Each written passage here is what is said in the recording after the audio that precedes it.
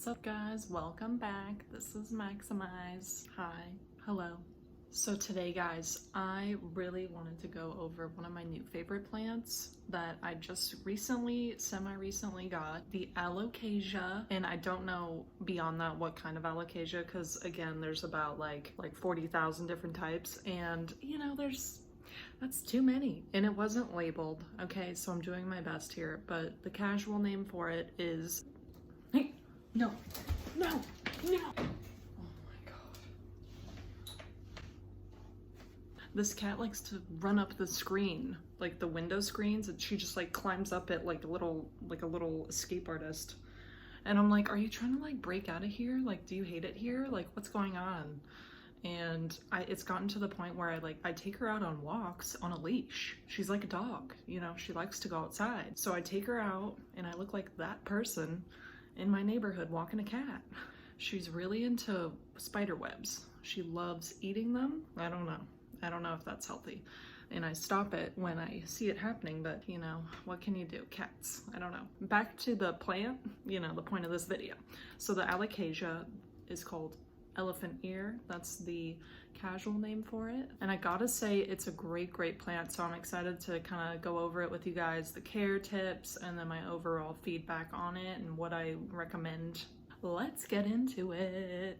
So here is my gorgeous Alocasia. The leaves are just absolutely huge. It's like awesome. I love this plant, and I gotta say, it's a good competitor.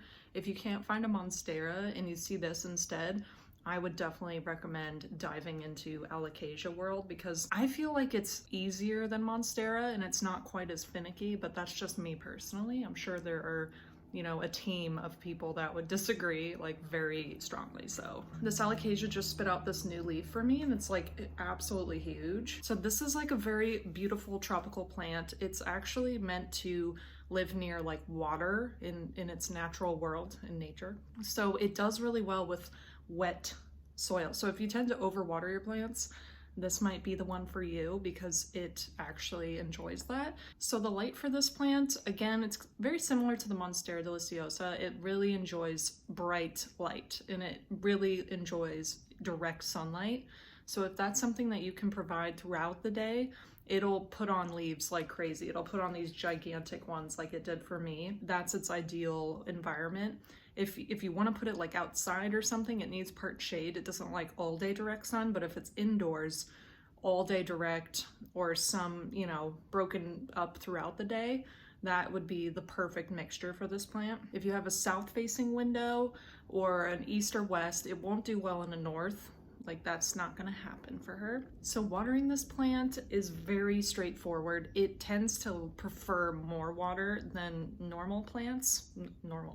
other plants. Not saying you're not normal, what am I saying? It likes a little more water than other plants because in its natural environment, it likes to be around cool, you know, watery features, outside. So if you tend to overwater your plants, this might be a good one, because it doesn't like too much water, but it doesn't like to dry out as much as other plants can take. It doesn't like it, okay? So that's why I put it in a plastic pot, because plastic tends to trap in a lot of excess moisture, and it really like collects the water and doesn't let it escape. It doesn't breathe at all.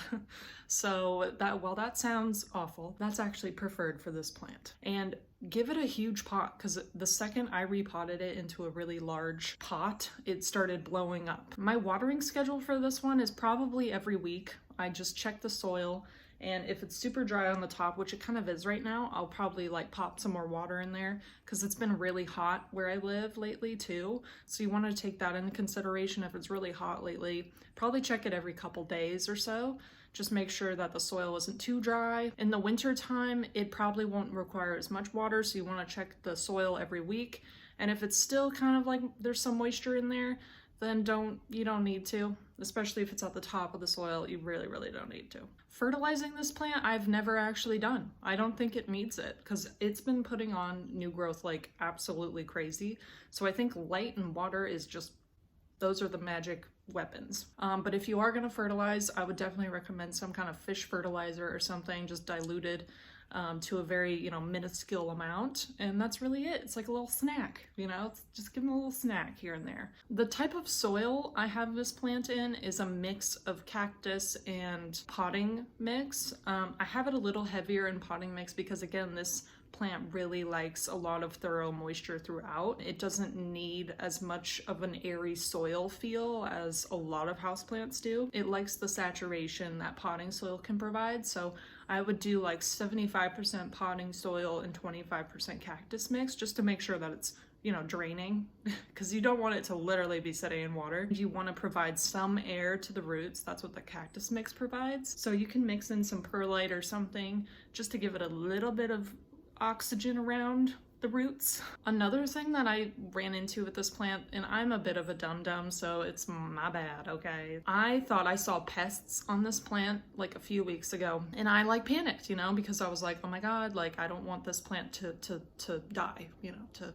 dwindle in my care. So what I did is I couldn't find insecticide soap, and the nearest Home Depot to me is legit like 30 minutes away. It's really upsetting, right? So I had to come up with a plan, you know, during the week. You know, one recommendation that I read all the time is mixing dish soap with water. And I sprayed it on this plant just very thoroughly to make sure that any pests I saw on it, which I don't think were actually there, I think I just panicked, but I sprayed it all over the plant to make sure that they were dead. Within a few days, I started seeing this like scarring on the leaves. So you see that? And I didn't think to research what plants can't really handle like a soapy product on their leaves, because some plants, they just can't handle it. It just upsets their leaves and it creates damage. So this is what happens. It creates this kind of weird scarring situation. And what you really need to make sure you do, that I didn't do, is you wipe off the leaves once you spray it. So just keep that in mind. This plant, the leaves are a little more sensitive than other houseplants, because my other houseplants literally didn't even flinch. They were just like, okay. My PSA, and I am done. Thank you. Goodbye.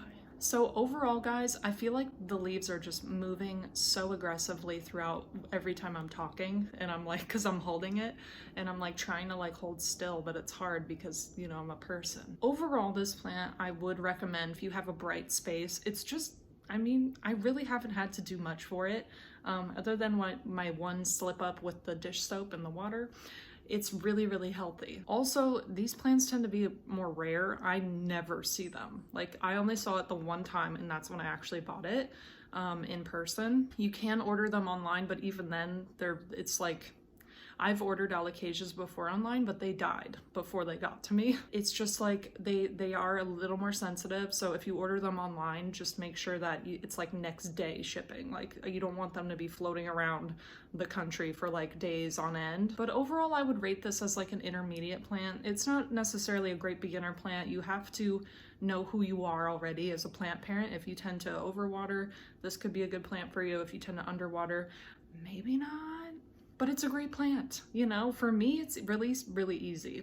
I had to put the plant down because it was making me nauseous. Like, the leaves were just like while I was talking. It's like, oh my God, I need to stop this. Anyway, guys, thank you so much for watching. That's it for the Alocasia. Please subscribe if you haven't. Please like, please comment, and let me know what you want to see. Please turn on those notification bells so you know every time I post. And I will see you guys in the next one. Bye.